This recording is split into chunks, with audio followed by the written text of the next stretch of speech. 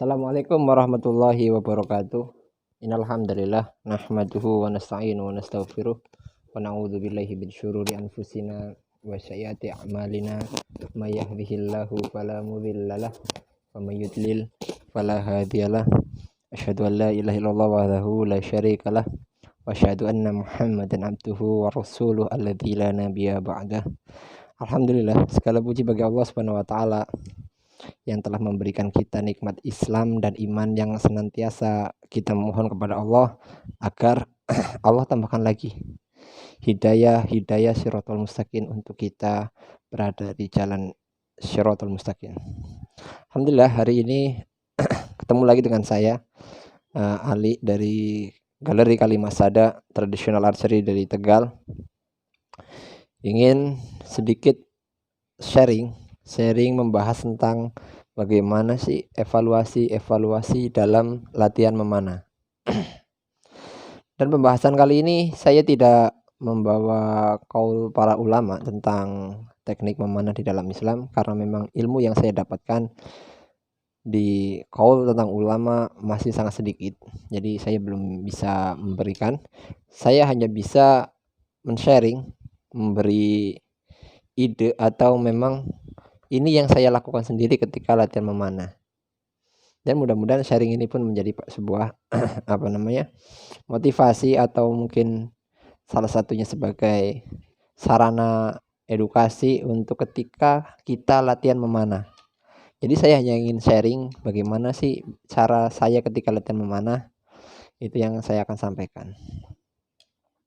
Yang pertama ketika kita memanah harus senantiasa ingatkan tentang lurusnya niat dalam memanah. Jadi memanah tanpa niat itu akan mendapatkan kesehatan yang baik insya Allah, tapi dengan niat yang amal ibadah memanah insya Allah akan mendapatkan pahala yang itu lebih kita butuhkan. Makanya di dalam olahraga memanah ini kita harus sadari betul bahwa yang kita lakukan adalah sebuah ibadah. Ketika kita melakukan sebuah ibadah, maka kita harus melakukannya dengan maksimal mungkin. Harus separipurna mungkin yang kita bisa. Kalaupun nggak bisa ya kita serahkan kepada Allah. Yang penting kita udah berusaha untuk mendekati apa yang diinginkan oleh Allah dan Rasulnya dalam ketika memanah. Bismillah. Yang pertama, bahwasanya untuk latihan memanah kita diharuskan untuk sering mengevaluasi di setiap anak panah yang kita lesatkan. Kalau saya pribadi ketika berlatihan memanah itu membagi 2 season. 2 season itu biasanya saya referensinya dari THB di turnamen. Misalkan di THB turnamen kita diberikan waktu 70 detik untuk 6 arrow. Maka saya harus mulai dari knocking, masang arrow-nya, kemudian membidiknya, itu membutuhkan waktu 8 detik. Fungsinya apa? Fungsinya agar kita stabil. Jadi ketika begitu kita ambil arrow, knocking, kemudian release, kemudian bidik, itu 8 detik. Kemudian nanti sisakan 1 atau 2 detik untuk kita istirahat. Untuk kita kembali memulihkan konsentrasi kita, mental kita, bidikan kita, itu kita harus dengan waktu seperti itu. Itu untuk yang jarak lama. Jadi kalau untuk yang jarak lama itu kita membaginya seperti ini. Saya harus bisa punya akurasi atau kembali semua akurasi dalam diri saya atau bidikan saya atau mental saya itu harus kurang dari 8 detik. Kalau tidak nanti berarti kita gak stabil. Jadi latihannya ya benar-benar harus diingat-ingat. Oh, kita punya waktu 8 detik nih setiap arrow yang kita tembakan. Jadi usahakan untuk ritmenya itu sama semua. 8 detik dari arrow pertama, arrow kedua sampai arrow terakhir itu kita usahakan untuk ritmenya stabil 8 detik gitu. Jadi nanti ketika di turnamen kita nggak akan terprovokasi oleh waktu. Karena kebanyakan orang yang terprovokasi oleh waktu ketika di turnamen itu merasa diburu-buru. Itu karena kurang latihan. Bahkan ketika latihan pun dia tidak memperhatikan bagaimana mengolah ritme dalam memanah agar ritme itu sejajar itu. Jadi ada yang kita harus latih ritme memanah 8 detik gitu kan. Dari arrow pertama sampai arrow terakhir. Jadi 8 detik semua itu harus dilatih itu. Kemudian yang kedua, sesi face shooting. Kita minum dulu. Kebetulan ada air minum. Untuk face shooting di THB turnamen biasanya face shooting itu 20 detik untuk 6 arrow atau sekitar 3,5 detikan lah untuk satu anak panah harus kita maksimalkan di situ. Bagaimana sih ketika bidikan ketika face shooting? Bidikan ketika face shooting itu sebenarnya sama. Arrow dan busur punya hak untuk dibidik. Jadi jangan mentang-mentang face shooting kita buang arrow cepat-cepatnya selesai gitu, enggak. Jadi arrow dan busur itu punya hak untuk kita membidiknya. Jangan sampai nanti ketika kita sudah nggak membidiknya, kemudian arrow berantakan atau arrow hilang atau kemana, kita salahkan panitianya. Kok waktunya cepat banget gitu kan? Nggak gitu. Kita harus latihan. Jadi panitia itu membuat sesi panahan di horsebow. Nah, ini salah satu uniknya di horsebow. Kita dibikin turnamen itu macam-macam, ada face shooting, ada dynamic stable, ada dynamic target, ya ada long target, jarak jauh. Itu salah satu motivasinya agar kita belajar banyak sesi di setiap panahan. Jadi tidak melulu jarak 20 meter, udah 20 meter gitu. Enggak seperti itu. Tapi kita di turnamen horsebow itu diajarkan untuk menguasai semua target yang ada. Baik itu face shooting, dynamic target, kemudian long target, itu kita harus dilatih benar-benar. Ketika poin yang pertama mengatakan 8 detik itu kita harus stabil.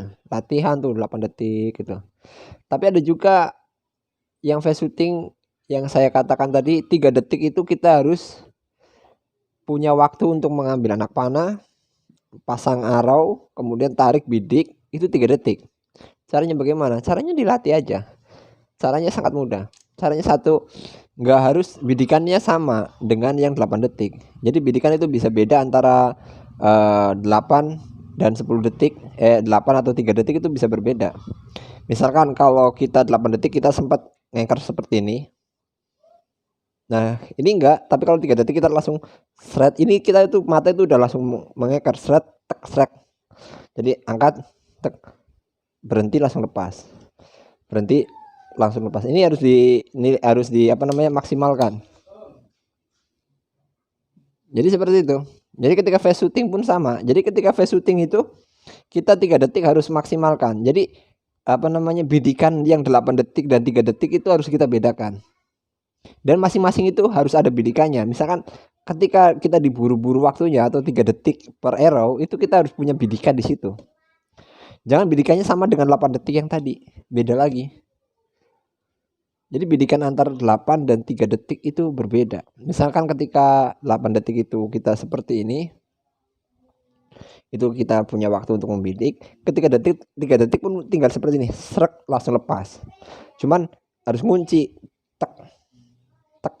Jadi tubuh kita itu memang harus dikunci. Misalkan ketika kita punya bidikan nih untuk 3 detik.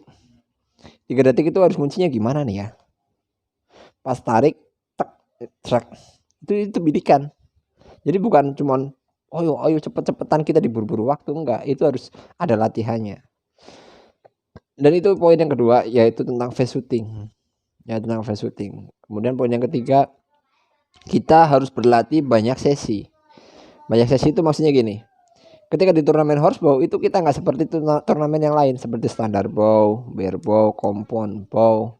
Itu kita nggak sama seperti itu karena di horsebow itu sangat dinamik banget. Bisa juga kita nanti memanahnya sambil jongkok, nungging, kemudian nanti bisa berbalik badan. Itu tergantung panitia yang memberikan THB pada para archer. Nah, di situ pentingnya kita untuk tetap berlatih maksudnya gini, ketika kita balik badan kita harus punya bidikan di mana, ketika kita jongkok harus punya bidikan di mana, dan itu harus diulang terus sampai benar-benar itu melekat. Itu seperti itu. Ini sangat penting karena apa? Karena banyakkan orang yang tetap dia ketika balik badan anchornya masih anchor yang sama. Ketika jongkok anchornya masih anchor yang sama, ya akan berantakan. Jadi kita harus ingat-ingat itu. Kita harus ingat-ingat ketika balik badan anchornya di mana, ketika jongkok anchornya di mana, ketika face shooting anchornya di mana. Kita harus benar-benar menguasai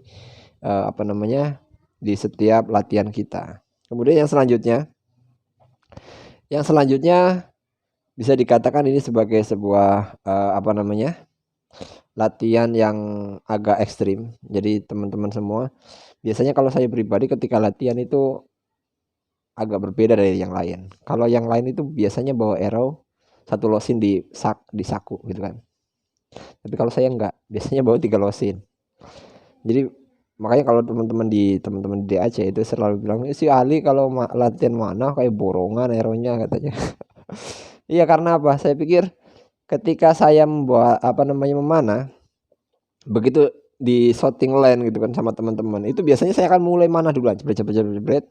Nanti teman-teman memanah. Jadi saya memulai duluan, teman-teman memanah, teman-teman selesai, saya masih ada arrow-nya. Jadi terus itu.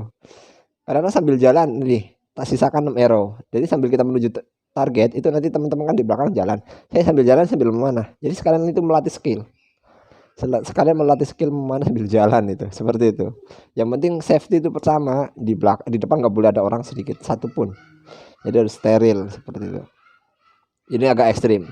Dan biasanya ketika sehari sebelum turnamen yang saya lakukan adalah menggeber itu.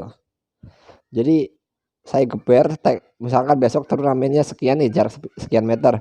Ya udah saya akan geber itu. Untuk jarak segitu kita akan latih. Tidak ada teman pun nggak ada masalah. Jadi latihan kita nggak terpengaruh dengan saya sendiri, nggak terpengaruh dengan teman. Jadi teman mau datang mau enggak, saya akan tetap latihan. Itu seperti itu biasanya. Kalau nggak di tempat latihan, di rumah mungkin saya akan akan kondisikan lokasinya untuk saya latihan untuk memanah. Dan itu salah satu beberapa poin yang saya sampaikan untuk latihan memanah agar kita tetap mengevaluasi bagaimana latihan kita. Jangan hanya memanah itu sebagai sarana senang-senang, karena tujuan memanah itu bukan senang-senang. Sekali lagi, tujuan memanah itu bukan senang-senang, tapi karena memang ibadah.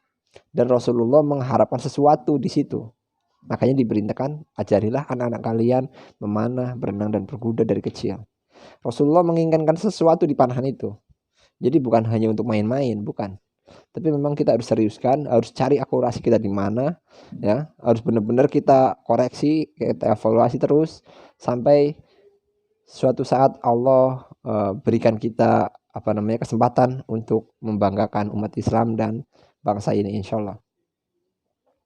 Itu saja yang bisa saya sampaikan. Mudah-mudahan di waktu yang cuman 15 menit ini ada yang bisa diambil dari pengalaman yang saya lakukan di turnamen. Jadi teman-teman jangan merasa sepi untuk latihan memanah. Sekarang turnamen panahan itu udah banyak sekali. Zaman saya dulu itu masih sedikit. Bahkan di klub saya itu cuma sekitar 4 orang. Tapi sekarang udah alhamdulillah udah banyak, dan itu semua dari keistiqomahan kita memanah. Jadi ramai tidaknya memanah itu tergantung istiqomahnya kita. Dan pesan saya kepada teman-teman, jaga nama baik panahan. Jangan hanya karena ingin terlihat hebat, ingin terlihat